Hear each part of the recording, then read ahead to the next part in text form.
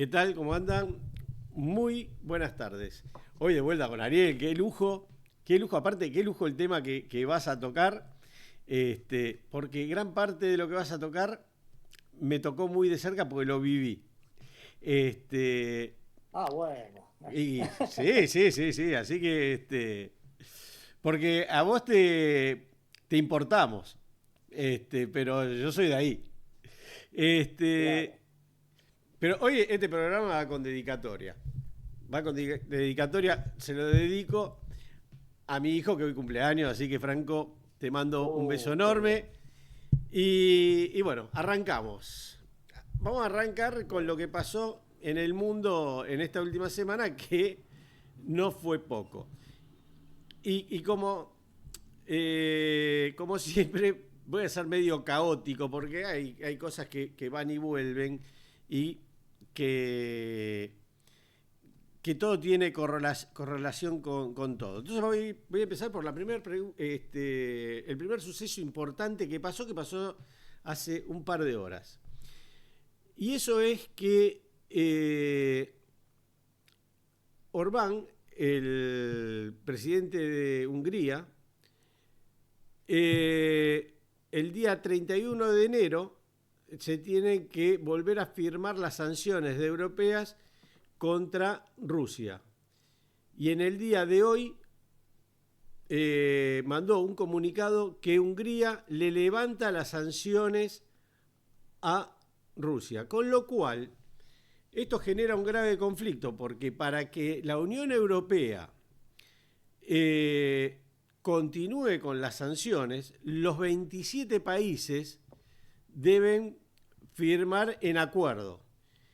Y acá se da que Hungría, que si bien no es de los países más importantes o motores de la Unión Europea, sí es un país que hoy tiene una preponderancia notable, porque es el que ha puesto la pata en el freno de las sanciones. ¿Y por qué les digo que esto viene medio mezclado? Porque ahora voy a hablar de la asunción de Trump el día lunes, donde Trump dio en su discurso y en todas las notas que él va dando y en la forma de comunicación que él va tomando, que manda a Twitter, que esto, que el otro, yo les venía diciendo que era muy ambiguo, continuó con la agresividad, continuó con las locuras de un loco que no come vidrio. ¿Por qué les digo esto? Porque todo, todo lo que plantea, que es sumamente agresivo, que es sumamente descolocado, lo hace porque el tipo es un negociador nato. Y es un negociador desde un lugar que tiene muchísimo poder. Entonces, el tirar estas locuras les permite sacar mejor tajada porque nadie se quiere pelear contra un monstruo del tamaño de Estados Unidos. Entonces, lo más probable es que Panamá no pierda su canal, eso sí, le tenga que terminar firmando concesiones a los buques norteamericanos que le permitan ser mucho más competitivos. Eh, y, ¿Y por qué le planteo esto? Porque hay muchas cosas que tienen que ver con esto. A ver, Johnny, lo perdimos a Ariel. Disculpen. Entonces, lo que se va viendo en las distintas posiciones que viene tomando Estados Unidos es esto. Es anuncios de una agresividad total y negociaciones por abajo que van por otro lado. Hacia Rusia pasa algo parecido, donde él quiere impulsar una paz agrediendo a Rusia, pero evidentemente por abajo hay otro tipo de charlas que van llevando a otro tipo de acuerdos y que Estados Unidos salga un poquito mejor parado. Todo indicaría que el tema viene por ahí. Más allá de eso, es preocupante todas las cosas que dijo y cómo las planteó. Pero, bueno, algunas cosas van apareciendo con resultados distintos. ¿Y por qué les planteo del lado de Hungría? ¿O qué tiene que ver? Que a la asunción de Trump fueron muy pocos mandatarios extranjeros. Fue Meloni por Italia, Milei por Argentina, el muchacho del Salvador y Orbán por Hungría. Nada más. Mandatarios no fueron más. Algo bastante raro. En otras asunciones en Estados Unidos, y bueno, iban todos. En esta, fíjense quiénes fueron. Fueron los que son, yo podría decir, que la cabeza de playa de Trump en el mundo. Que son Milei, que son el Bukele, Meloni y Orbán. Por eso no es que extrañe esta decisión que tomó Hungría. Esta decisión que toma Hungría es porque Hungría le está haciendo de cabeza de playa, evidentemente, a Estados Unidos. Después vamos a hablar de nuestro presidente. En lo que se dio con la guerra en Ucrania siguió prácticamente todo igual, con el avance ruso en todos los frentes y tomando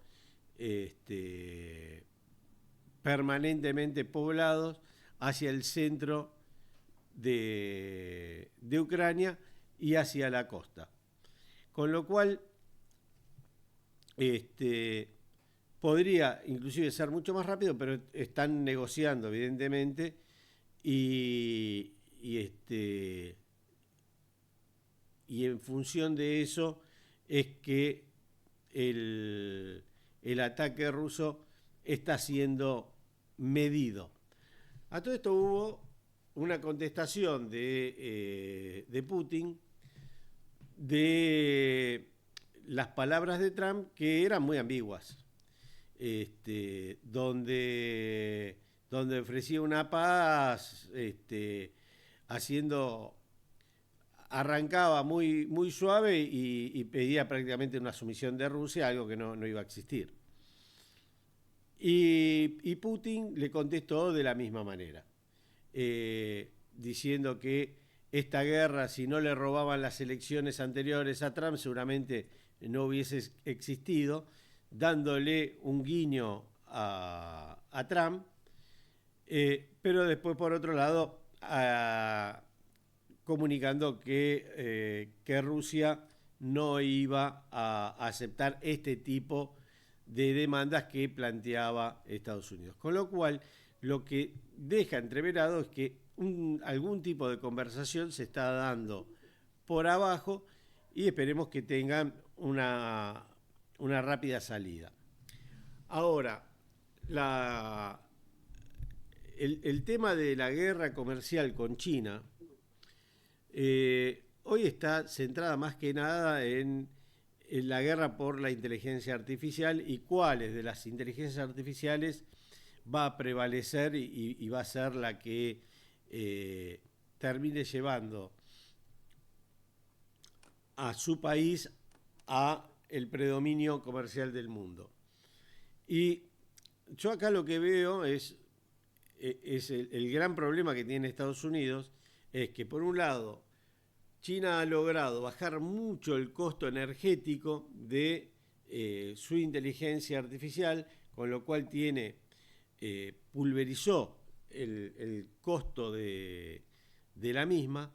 Y por otro lado, que China depende de los insumos chinos para su desarrollo de inteligencia artificial.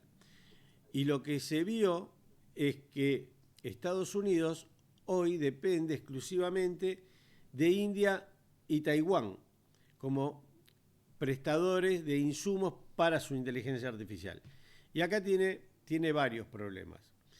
El primer problema es que depende de terceros. El otro problema, que India pertenece a los BRICS. Y por otro lado, que Taiwán, el año pasado, cuando fue la crisis de los chips,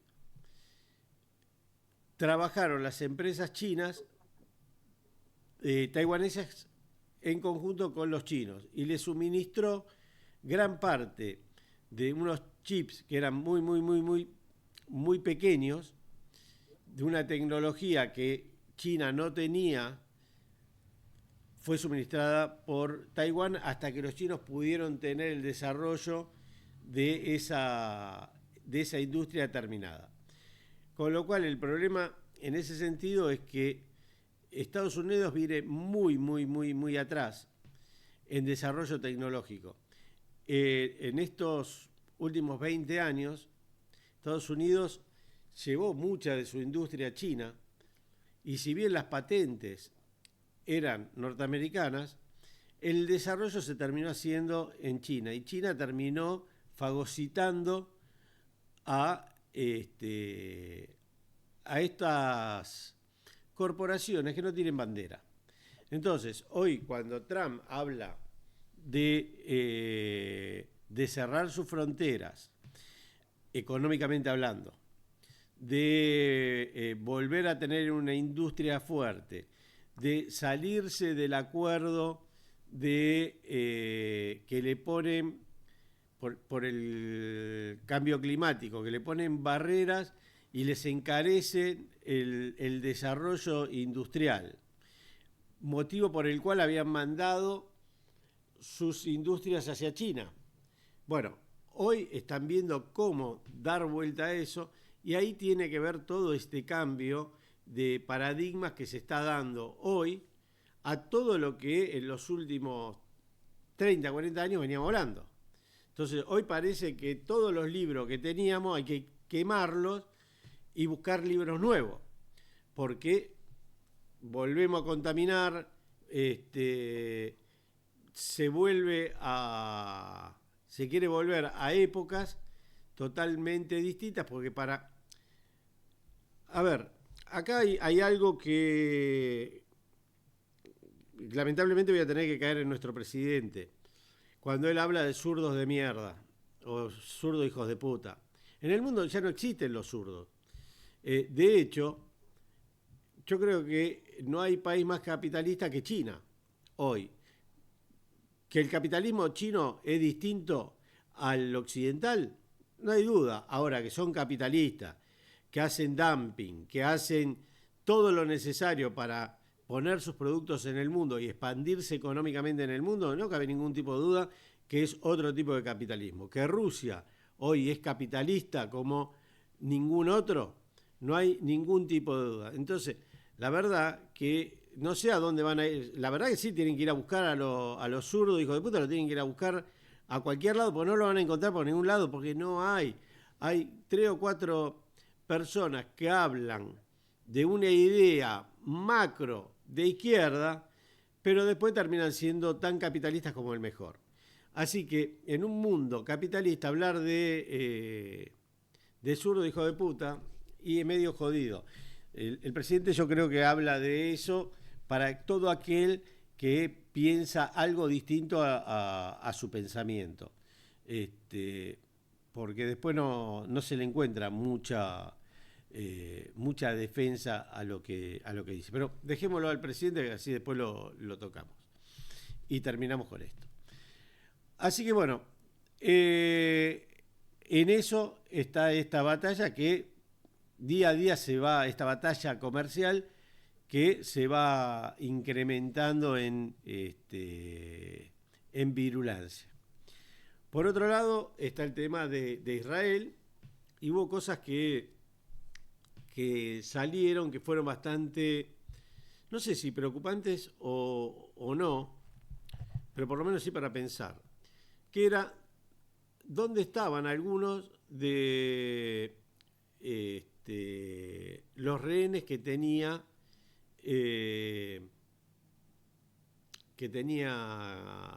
Palestina. Nosotros veníamos, realmente todos veníamos pensando, esta gente pobre, ¿dónde corno estará?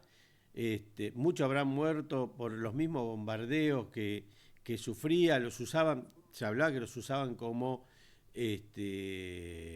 escudo humano. Resulta que ahora salió que había un par que estaban en campos de la ONU. Entonces, a ver, todo esto que se fue generando con algunos rehenes que estaban bien custodiados por la ONU. Pero esto salió hace 2 días que se informó del estado de estos rehenes y dónde estaban estos rehenes. Entonces uno tiene que pensar, y a ver, no salió masivamente. La información la tenés que buscar, y ir leyendo y ir buscando uno por uno a ver qué es lo que apareció. Cuando yo vi esta noticia dije, estamos todos locos. Tuvimos una guerra de más de un año, con una matanza de miles y miles y miles de personas, cuando los rehenes los tenía la ONU. Bueno, muchas cosas para pensar de lo que es esta locura en la que vivimos, y donde nos inyectan odio, nos inyectan pensamientos bárbaros, y después cuando uno escarba se encuentra con que esto es una locura. Todo es una locura. Bueno, vamos a ver qué pasó acá. Voy a volver con el presidente. Estuvo en Estados Unidos, se sacó fotos por todos lados, hizo discurso en Estados Unidos, después fue a Davos. Si uno toma lo que habló, y la verdad que es muy difícil de analizar, ¿no? Porque tiene que ver con este cambio de paradigma que hoy estamos viviendo, que se quiere imponer en el globo, pero que, dicho por Trump, con el poder que tiene atrás, uno puede decir, y este es un loco pero no come vidrio. Ahora, dicho por nuestro presidente, lamentablemente, de un país que está en una situación económica y financiera muy, muy, muy, muy difícil, y donde el pueblo la está pasando realmente muy mal, donde hay ciertos números macro que se van dibujando de una manera totalmente arbitraria, como para mostrar algo que la realidad en la calle no se ve, es muy complicado. Realmente es muy complicado. Evidentemente, el gobierno norteamericano puede ser que le dé una mano con presionando para que Argentina tenga un alivio desde lo que es la macro. El problema es que no le va a llegar a la gente. El problema es que el dinero que entre, como entra, se va a ir, y la gente cada vez va a estar peor. Entonces hoy me mandaban un mensaje de un logro argentino en lo que hace respecto a la venta de gas y litio a India, inversiones con el pueblo indio. Y seguramente es para festejar. Ahora bien, el problema es que nosotros el año pasado tuvimos un superávit de 19.000 millones de dólares, arrancamos con el Banco Central con 11.000 millones de dólares negativos, no se le pagó a nadie, se destruyó el comercio, se destruyó la industria y hoy estamos con 11.000 millones negativos en el Banco Central. Con lo cual,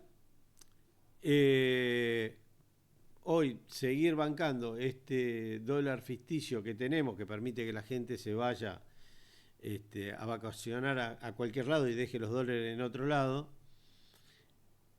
le va a provocar al país una erogación aún mayor. Y cuando agarren y entren los 11.000 o 15.000 millones de dólares que se habla, más lo que podamos entrar por este tipo de negociado que se está haciendo, y seguramente el pueblo va a seguir estando muy, muy, muy mal.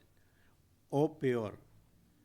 ¿Por qué digo o peor? Porque acá el negocio lo están haciendo 4 vivos y la gente cada día la está pasando peor. Los chicos de 30 años, entiendo que vean esta realidad de forma distinta a la que la vemos algunos que... Yo ya no peino más cana casi, porque me quedé pelado. Pero bueno, es lógico que ellos la vean de una manera distinta a como la vemos nosotros. ¿Por qué? Y porque qué lindo que es conocer el Caribe, ir a Europa y las pelotas. Y después, nosotros eso ya lo vivimos. La vivimos un par de veces, ¿no? Y en los 90 éramos Gardel, éramos inocentes, ¿no? Yo creo que uno siempre recuerda el primer amor, ¿no? Con nostalgia, como algo distinto, porque en el primer amor generalmente sos inocente. Después, después es distinto. Bueno, chicos, no se enamoren tanto que generalmente después te agarra el bajón, ¿no? Y después terminás de ser tan inocente. Hubo un ataque contra las mujeres, hubo un ataque contra todo lo que había habido de avance sobre las cuestiones de género.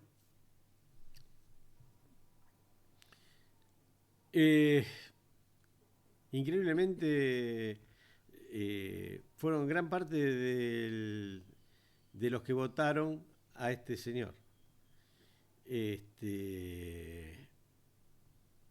Y lo que a mí me llama la atención es las pocas voces que salen a hablar de esto. Yo lo escuché el otro día a un señor hablando, quejándose con una altura bárbara, ¿no? Y sin querer meterse en el barro, ¿no? Que es Anovarecio. La verdad que yo lo escuchaba y qué hipócrita que sos, Rosarino. Pero bueno, yo pensé en el Diego, en una frase del Diego que no la voy a decir, pero todos la saben. Una frase que le dijo a un periodista que lo criticaba y un día, vos sí que la tenés. Luis, vos sí que debés pensar en el Diego. Pero no podés ser tan hipócrita. No podés agarrar y ser, por 2 mangos que te dan, ser tan arrastrado. Pero bueno, vamos a ir ahora a un tema lindo que tiene Ariel, que es por el cumpleaños del barrio de Coglan. Todo tuyo. Sí. A ver, estuve mirando el sábado que viene, justamente dentro de una semana, el barrio de Coglan cumple 134 años de su nacimiento. Y a mí siempre me interesó la historia, así que me puse a investigar sobre el nacimiento, cómo se dio todo el proceso de cómo se crea el barrio de Coglan. Y empecé a ver que hay un montón de datos interesantes que se enlazan mucho con lo que es el proceso de crecimiento del país y cómo lo que veíamos, lo que estuvimos viendo, cómo se genera en 1880, toda esta generación del 80, un modelo de país. Y las situaciones que se daban en el contexto para la creación de Coglan no escapan a todo este contexto nacional, realmente interesante, ¿no? Que se da justo en la presidencia de Juárez Celman.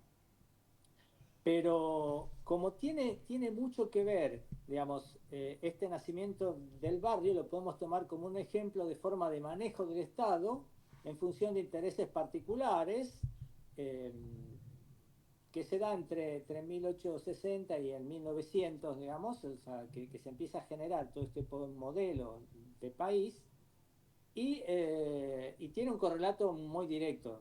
Voy a ver si puedo enlazar todo esto, capaz que me meto en un lío que no lo puedo ni desenredar al nudo este. Bueno, el que nos escucha conmigo está acostumbrado a eso, así que no te preocupes. Así que, a ver, vamos a ver. Lo primero tiene que ver con lo que venimos narrando, lo que vine narrando en el programa anterior, no, en el anterior, pues yo no estuve en el inmediato anterior. Eh, la ley de enfiteusis marca en la época de Rivadavia cómo la tierra fue distribuida entre muy pocas personas, digamos, ¿no? Beneficiado por el Estado, se distribuyen las tierras entre muy pocas personas.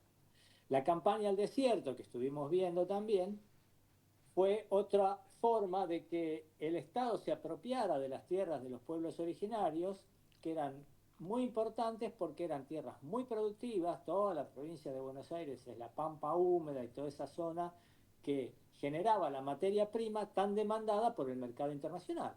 Entonces, para incorporar esas tierras a la producción era necesario sacar a los indios de ahí. Se produce todo lo que vimos en la campaña al desierto de Roca. Bien, pero todas estas materias primas que tienen que ver con las tierras productivas, con el ganado, con los saladeros, en principio, necesita ser transportada de alguna manera al puerto de Buenos Aires, que era principalmente el único lugar central de venta de todas las materias primas del país hacia el exterior. Entonces, esta necesidad hace que, bueno, necesitemos, por un lado, un puerto de aguas profundas. El puerto de Buenos Aires era un puerto que ahora voy a desarrollar un poquito, pero era un puerto muy, muy elemental, digamos, ¿no? Por otro lado, se necesitaba traer esa materia prima hasta Buenos Aires de muchísimos kilómetros con malos caminos, se necesitaban caminos, se necesitaban trenes, el desarrollo de los trenes, un puerto moderno que pudiera llevar a que barcos de aguas profundas pudieran venir. ¿Por qué? Dijimos que hubo uno de los elementos centrales fue el invento del barco frigorífico, o sea que ya no era solo la carne de los saladeros, sino la carne de vaca directamente para ya no consumo como se vendía antes, todo el charqui, todas estas que no era consumo premium, digamos, sino que iba más bien hacia países donde todavía había esclavitud y todo este tipo de lugares que servían de alimento barato, pero las reses ya se pueden empezar a poner en barcos frigoríficos y a mandar directamente a Europa a un precio mucho mayor. Entonces, bueno, más allá de la lana y toda la producción después que se viene a dar como la producción triguera, ¿no? Y comienza a ser la semilla del granero del mundo.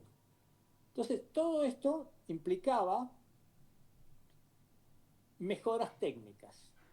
Y es acá donde aparece eh, por primera vez en 1859, donde se lo contrata a un ingeniero inglés, un tal John Coughlan. John Coughlan era un ingeniero inglés que fue contratado por Mariano Balcarce. Mariano Balcarce era el yerno de San Martín, ¿se acuerda? Bueno, él estaba como representante en Europa del Estado de Buenos Aires y a pedido de Mitre lo selecciona a Coughlan porque gozaba de una reputación profesional muy buena. Incluso algunos dicen que también fue recomendado por la Baring Brothers, que ya había el inicio con Rivadavia de la deuda externa y estaba muy vinculado a los intereses de pago de deuda y de los comercios de acá de Buenos Aires, ¿no? Bueno, la cosa es que él llega en el 59, tenía 35 años cuando llega, con una vasta experiencia profesional, había trabajado en muchos países, y acá se lo contrata enseguida para que elabore un proyecto de puerto de Buenos Aires, porque lo primero que vende es, tienen que llegar estos barcos frigoríficos, tienen que poder...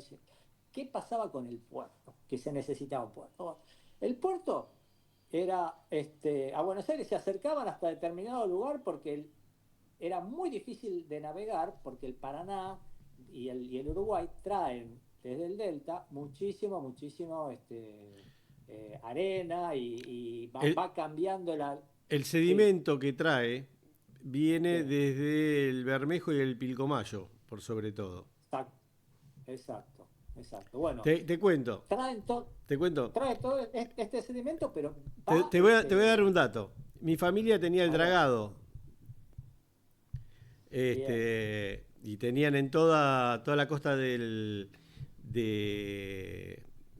Paraná, tenían las lanchas areneras. Así que pero eso y toquemos el otro eso, día. Pero bueno, te cuento, el grave problema que tenemos nosotros es el sedimento que viene desde el Pilcomayo el verme, y del Bermejo. Y si vos te parás en el puente de Corrientes, que separa Corrientes con Resistencia, ahí está muy piola, porque vos ves cómo viene el agua cristalina de un lado y cómo viene el agua con sedimento del otro. Ahí hay una isla que después de esa isla el agua se junta y ya sale con el color león que caracteriza a nuestro río. Ahora, lo piola de esto, que si vos mirás desde ese puente lo que es la costa de Corrientes, vas a ver una costa con arena, una costa muy, muy limpia, muy linda, y mirás la costa del Chaco, y la costa del Chaco es una costa con barro. claro. Pero bueno, volvamos a Coglan, que me interesa porque tengo cosas para contarte de Coglan, que es mi barrio. Bueno, el puerto de Buenos Aires, entonces, era muy difícil de atracar. Los barcos tenían que quedar a cierta distancia, a la cual se bajaba desde el barco a unos botes a remo. Con esos botes a remo se pasaban unas carretas tiradas por bueyes y esas carretas tiradas por bueyes se acercaban a la costa. Entonces, imagínate lo que es esto para pasajeros, imagínate este mismo sistema con mercadería. Era realmente muy complejo, sobre todo cuando se transportaba mercadería pesada. Y otro tema, digamos, que viene directamente asociado, es que cuando hay tormentas, no hay manera de protegerse en Buenos Aires. No es una ensenada, no hay una bahía, digamos. O sea, las tormentas dificultaban a tal punto que los barcos se tenían que ir. Si los barcos se tienen que ir del puerto de Buenos Aires en mitad de la carga, nadie controla lo que quedó cargado. y lo que falta. Entonces era todo un inconveniente porque se perdía mucha mercadería, se desconocía el paradero de otra, bueno, mucha se caía al río también y se estropeaba, era todo un sistema de cargas tan primitivo y tan complejo que era imprescindible tener un puerto de aguas profundas y que realmente pudieran calar y que la mercadería tuviera un resguardo mucho mayor. Entonces, a esto viene el ingeniero Coughlan. Él elabora un proyecto de puerto que incluía 3 diques frente a la ciudad de Buenos Aires. Y el tema es que, bueno, el proyecto que él hace pasa a ser un proyecto que es de los mejores, que el mejor proyecto que se había presentado hasta el momento, con los recursos que se tenían. Pero claro, el tipo presenta ese proyecto, pero al poco tiempo, o sea, lo envía a la legislatura en 1859, cuando apenas lo contrataron, pero el tipo se da cuenta de que, siguiendo investigando, que la ensenada de Barragán era un puerto natural mucho más fácil, mucho más productivo, y que si se trasladaba a Barragán, el puerto, iba a ser con resguardo natural, mucho más fácil de armar los diques, pero claro, sacarle a Buenos Aires el puerto, digamos. Ahí empezaron todos los intereses y demás. Está bien, todo entonces el proyecto del puerto queda postergado, viene en el medio la batalla de Cepeda, la batalla de Pavón, la capitalización de Buenos Aires, la guerra con el Paraguay, bueno, hasta la presidencia de Roca no hubo posibilidad de tratar este tema. Pero Coughlan ya estaba acá y además empezaba a cobrar prestigio. Fue asesor técnico de muchos gobernantes, se hizo amigo además de los ingenieros de Huergo y de Guillermo White y fue fundador de la Sociedad Científica Argentina. Siendo inglés, él criticó toda la ingeniería de estos proyectos que fueron tanto el puerto de Buenos Aires como que se lo contrata después por el tema de las cloacas de Buenos Aires y el agua potable, que ahora es otro problema. Él presenta proyectos, pero digamos, también se da cuenta que es insuficiente el presupuesto y que lo que se puede hacer es relativamente poco para el presupuesto, digamos, ¿no? Bueno, ¿en qué estamos? A él se lo contrata. Por un lado llega a Buenos Aires en plena fiebre amarilla. No llega, o sea, llega antes, la fiebre amarilla fue en 1871, digamos, ¿no? Con el gobierno de Sarmiento. Pero en esa fiebre amarilla comienza la gente a darse cuenta de la precariedad que tenía Buenos Aires con respecto al agua potable que usaba. Buenos Aires estaba utilizando el agua del río centralmente, que no era agua potable, era agua que se traía del río, que era decantada en las carretas, dijimos, entraban carretas de bueyes hasta el río, hasta donde podían entrar con el ancho de la rueda, no más de la mitad, porque si no, no podían sacar. No la podían sacar. Exacto. Entonces tenían que cargarlo a mano, un tipo arriba cargando el bidón gigante o el barril gigante que llevaban. Con el buey tenían que salir de ahí, dejarla reposar, que decantara, pasarla a otra carreta que no tenía el sedimento, y esta carreta la que llevaba y se vendía por Buenos Aires. Pero esto hasta la época de Sarmiento se utilizaba este sistema, porque no había agua corriente en Buenos Aires. Entonces, las casas podían tener agua haciendo un pozo, pero el agua era salobre. Por otro lado, las casas que tenían fondo, que tenían un poco más de plata, hacían un pozo ciego para hacer sus necesidades y depositar ahí todas sus necesidades. Pero esos pozos ciegos se filtraban. Esas napas filtraban a la napa de agua que se tomaba. Entonces quedaba contaminada con la propia agua cloacal, digamos, que se tenía en el pozo ciego, porque estaba muy cerca, digamos. Porque se usaba el agua de la primer napa, que era la que se contaminaba. Exacto, esa agua de la primer napa quedaba contaminada, el agua con las aguas servidas que se tiraban al pozo ciego y entonces tampoco era nada saludable. tomar esas aguas. Que por otro lado, la mayor parte de Buenos Aires son salobres, entonces tampoco se podían utilizar demasiado. Entonces, la gente de mucha plata utilizaba el agua de lluvia. Claro, tenía que llover y además tenían que tener el techo, el techo que pudiera canalizar esa agua para ser recogida en el aljibe. Se armaban los aljibes, pero era la gente de plata, que es la que era la minoría. Entonces, fue tratado o fue contratado como para hacer todo el sistema hídrico, digamos, ¿no? Entonces, él hace un proyecto de agua corriente que se inaugura en 1869. Era agua potabilizada que se llevaba desde el río hasta la plaza, el parque o plaza Lavalle. Ahí se servía, se llevaba, digamos, hasta un gran estanque y servía tanto para consumo como para el ferrocarril. Y ahora bien, ¿qué pasaba? Era limitado, porque de ahí sí se llevaba hacia los filtros, que eran cada 4 cuadras se ponía un filtro, y ese filtro alimentaba esas manzanas, digamos. Pero era muy poca gente la que podía llegar a tener esto. Pero esta primera instalación de filtros artificiales, que era en el 69, Nueva York la tiene recién en 1872, que si bien no podía cubrir toda la expectativa de gente, fue mucho antes que Nueva York, digamos, ¿no? Bueno, a Coblan también se lo contrata para la altimetría y para un montón de otras, digamos. Él hace estudios de altimetría, ve cómo va decantando también las aguas pluviales, porque hace el desarrollo de aguas cloacales. Hace todo un estudio de desarrollo de aguas cloacales, también de las aguas pluviales para entubar los arroyos y utilizarlos como lugares de desagote. También mide, digamos, una curiosidad es que, por ejemplo, ¿viste Beiró y Chivilcoy? Sí. Ahí en Devoto, en Villa Devoto. Bueno, Ahí conoces bien vos.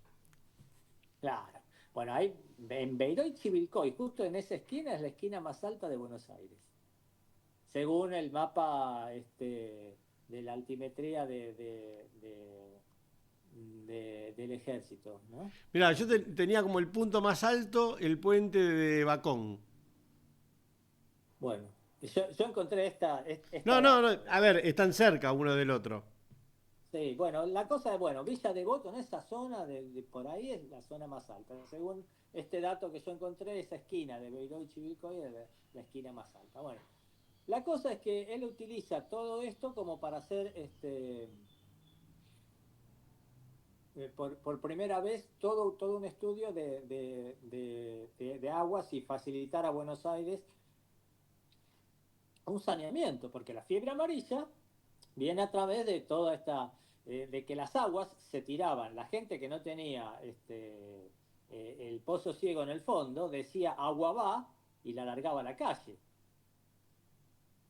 Los orines de la noche, todas las deposiciones, y esto quedaba en los zanjones, en los alrededores. Imagínate que eso era toda agua servida, los perros muertos, las alimañas, todo lo que daba.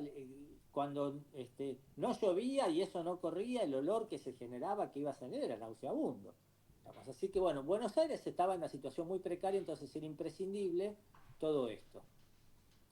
Y las vías férreas, o sea, él cuando viene acá, enseguida en 1863, él colabora con Wheelwright para iniciar el ferrocarril Buenos Aires al puerto de Ensenada.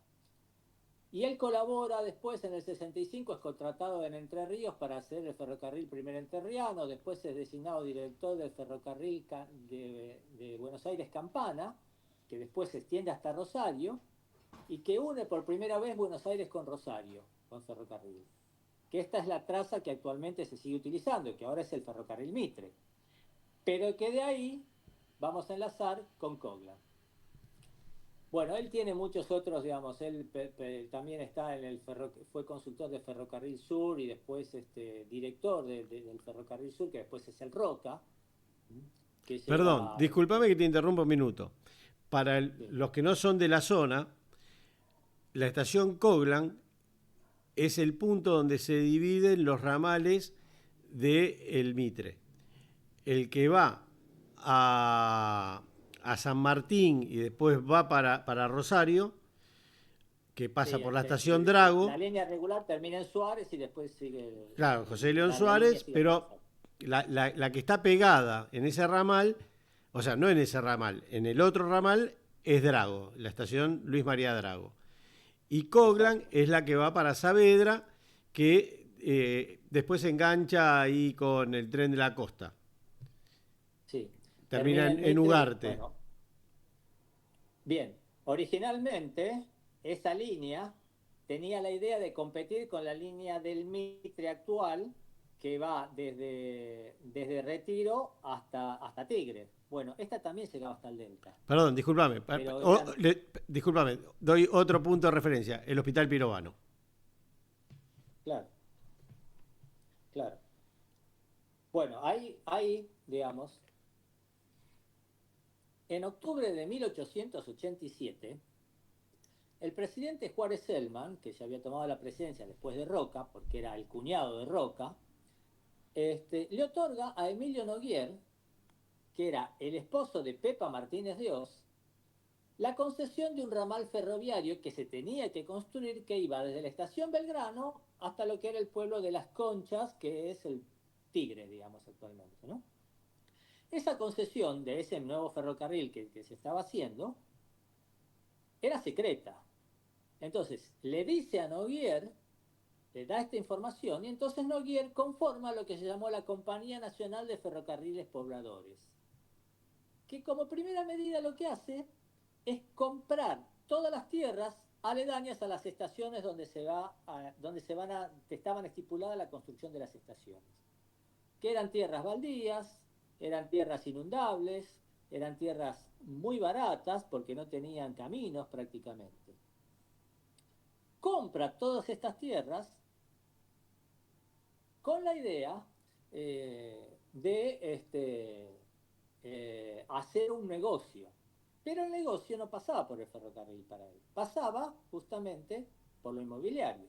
Entonces el tipo compra todas estas tierras y justamente en 1888 esta compañía de ferrocarriles pobladores compra 30 hectáreas en lo que entonces era el barrio de Belgrano, que actualmente es Coglan, ¿no? En esos terrenos surge Coglan. Ahora bien, eh, en 1889 comienza la debacle de Juárez Selman. Juárez Selman había tenido un gobierno liberal y había empezado a vender todos los, todas las compañías del Estado, las estaba privatizando. Estaba privatizando absolutamente todo, incluso llegó a privatizar hasta los bancos, y le otorgó a los bancos un permiso para que emitieran moneda legal. Imagínate que cada banco podía emitir a su cuenta y a su beneficio moneda legal. Imagínate la inflación que esto generó, porque empezaron a emitir moneda a lo pavote, a otorgar créditos y demás. Entonces, se genera desestabilización, perdón, una desestabilización económica y política muy grande que va a dar lugar a la crisis de 1890 con la asunción de Carlos Pellegrini, ¿no? Eh, pero bueno, ¿qué es lo que pasa? Este tipo Noguer había comprado adquiriendo créditos baratos que después no paga y adquiere todas estas tierras. Ahora bien, no se queda con el ferrocarril porque declara quiebra y entonces le vende el ferrocarril a el ferrocarril Buenos Aires-Campana, que justamente pasaba por esta zona. Y él en los pliegos de venta hace que la construcción y que todo lo que se fuera a hacer, él había ya previsto que fueran con los mismos tipos de rieles, la misma troche, que le pudieran servir absolutamente todos los materiales que se utilizaban para el ferrocarril Buenos Aires-Campana, que después es Buenos Aires-Rosario, se abriera ahí la línea justamente a la altura del Pirobano, como decís, y que ahí se instalara la estación que de luego se iba a llamar Coglan. Esa iba a ser la estación cabecera de este ramal. Por eso si ustedes van a Coglan ahora ven que es una estación muy grande, muy amplia, con mucho terreno, porque ahí tenían los lugares para que las máquinas entraran, dar la vuelta y volvieran a salir para Tigre. Ahí estaba para cargar el agua. Exacto, Sigue todavía estando, creo, sigue sí. ahí.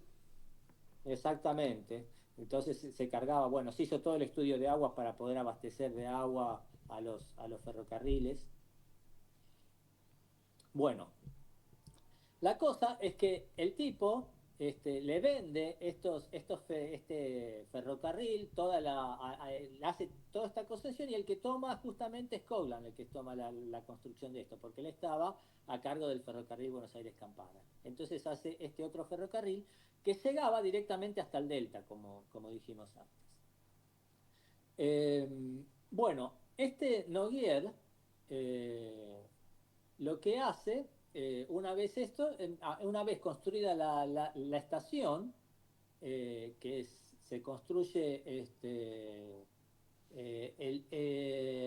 a un mes en que se inaugura la estación se inaugura el 1 de febrero de 1891.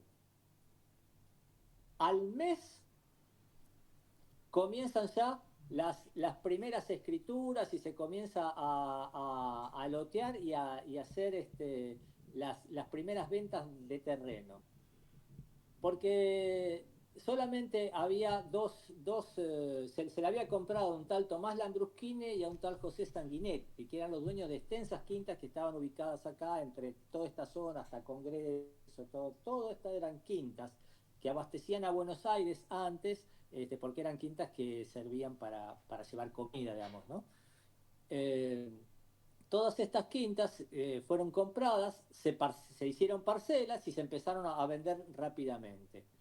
Eh, También de cada una de las estaciones, cuando este tren se inaugura y se aparte, imagínate lo que se valorizó todas estas tierras y toda esta zona. Así que hicieron un negocio realmente interesante. Eh, El barrio de Coglan, que es muy chiquito, en realidad porque es es un, el, es un triangulito, era el barrio inglés. eso que tiene un kilómetro, menos de 1,5 kilómetros cuadrado tiene el barrio de Coglan. Es el segundo más chico, según dicen. Eh, bueno, la cosa es que, bueno, Coglan surge de esto, al poco tiempo se inaugura el Pirobano en la presidencia de Luisa Espeña, digamos, y ya se empieza a diferenciar claramente de Belgrano, digamos, aunque, digamos, hasta recién en el 68 se le da entidad de barrio. Siempre la estación lleva el nombre de Coglan porque el ingeniero no solo hizo todos estos estudios hídricos también en esta zona y no solo desarrolló el ferrocarril y hizo eh, todos estos estudios sobre el puerto, un tipo sumamente querido también en toda esta zona. La estación de Coglan, Drago era un paradero, digamos, no era estación. La que era estación y tenía jefe de estación y tenía todo armado era Coglan, o sea, el lugar central. Claro, porque sobre el Y bueno, ramal de José León Suárez los talleres y todo estaba sobre Nazca y después en Migueletes. claro, exactamente, en Miguelet. Bueno, el barrio se desarrolla, digamos, y al año en que muere Coglan, que muere allá en Inglaterra, se le pone el nombre de Coglan justamente en honor al ingeniero Coglan que tanto hizo por toda esta zona, ¿no? Bueno, te voy a dar un dato de Coglan que no lo tienen. El fútbol en Argentina, Algo, medio que se entra a desarrollar en Belgrano, porque a Watson lo trae la iglesia San Patricio. Después exacto. tiene un problema que se le muere un chico él viene como educador y termina en el Buenos Aires English High School, que es donde hace el alumni. Ujú. Como el barrio de Coglan es un barrio inglés, muchos de los chicos que iban al Buenos Aires English High School eran los que vivían en Coglan y que fueron de... En ese momento estaba el Club Lomas, estaba el Belgrano Athletic como equipos de fútbol importantes de los inicios del fútbol. Y estos chicos jugaban o en el Belgrano Athletic o en el Buenos Aires, que terminó siendo alumni. Así que el barrio de Coglan en eso tiene que ver. Y la canchita, yo no sé ahora si todavía sigue, porque sacaron todas las canchitas, pero hasta hace poco seguía estando la canchita de toda la vida que estaba en la estación. Y ahí en el barrio, yo ya no, cuando yo era chico ya no existía, o sea, ya estaba entubado el Arroyo Vega, pero para cazar rana tenías que ir a Coglan. Sí, totalmente. Entonces, ahí en Coglan vos podías cazar rana y después la buza la freía. Así que bueno, Sí. ¿por qué Watson lo funda al high school en 1884. Digamos, ¿no? O sea, bien en esta época donde venimos hablando. Y en 1898 es que se funda el Alumni, justamente con exalumnos del Buenos Aires High School. Porque no le permiten seguir utilizando el nombre del colegio. Entonces, ahí se hace una reunión y le piden permiso a la esposa, Alexandra, qué nombre ponerle. Y deciden ponerle Alumni por alumnos de Watson. Yo jugué para la iglesia San Patricio. La iglesia San Patricio tenía la maldición de Watson. Había un campeonato de todas las iglesias del país que se jugaba todos los años. Y San Patricio no podía salir nunca campeón. Bueno, nosotros rompimos el maleficio y salimos campeones con nacionales de iglesia con San Patricio. Así que el tema del Muy fútbol bueno. y de la iglesia se hablaba. Y nosotros teníamos, donde después se hizo el colegio Palotti, estaba, que es al lado de la iglesia San Patricio, estaba la canchita. Pero si no, jugábamos en Coglan, en la estación Coglan, ahí íbamos y nos juntamos para patear. Así que, Así, bueno, hay, digamos, montón de datos más, pero ya se está haciendo muy, muy largo. Pero me pareció interesante ver, digamos, cómo de los negociados que se estaban dando a nivel país en ese momento con la presidencia de Juárez Selman, desemboca de alguna manera en el barrio de Coglan. mirá, Venía siendo... te digo, yo me enteré recién que ibas a hablar de Coglan antes de que empiece el programa. Te pregunté, che, ¿de qué vas a hablar? De Coglan. Y la verdad que me encantó porque me trajo recuerdos de la gente de Coglan, ¿no? De los amigos, de haber pateado. Mira, generalmente los que vivíamos de este lado de la vía, ¿no? Del lado sur de la vía era un paredón, no se cruzaba. Era muy raro que vos cruzaras. Ahora, con Coglan se daba algo distinto. Todos íbamos a Coglan y la gente de Coglan era muy comunicativa con los de Belgrano. Nosotros, que no se daba para el otro lado, para el otro lado del peruano. Yo por eso digo que Platense un poco unía a los dos barrios, porque si había para algo que se cruzaba era para ir a la cancha de Platense. Pero si no, se daba muy poco el cruce de gente entre lo que era después Núñez, Saavedra y Belgrano. Coglan, la verdad que era, para todos era Belgrano, o sea, Es un barrio muy, muy, muy, muy chiquitito y estaba totalmente integrado. Y como era ese triangulito que se daba, que medio se confunde con Drago, porque la distancia que vos tenés entre una y otra estación son 3 cuadras. Sí. Entonces, la realidad que era parte del barrio de Belgrano, de este lado de la vía. Aparte vos Sí, sí, de tenías el hecho, el caminito, Pirobano está en Coglan, pero enfrente del Pirobano es Belgrano. claro, O sea, Monroe divide a esa altura, digamos. sí, pero lo que Es por- dividía realmente era la vía. Sí, Eh, sí, la vía te dividía, el triángulo que te hace Blanco Encalada y que después va para Mendoza. Bueno, eso era la verdadera división que había de gente. La gente no cruzaba la barrera. O sea, aparte vos tenías para cruzar la barrera nada más. claro. Bueno, hoy ni eso, porque hoy tenés el túnel, entonces el barrio en sí, en todo eso quedó bastante más dividido. Lo que pasa es que hoy toda la gente está mucho más conectada. Pero bueno, me trajo muchos recuerdos de mucha gente querida de ahí del barrio y de haber potreado y trepado al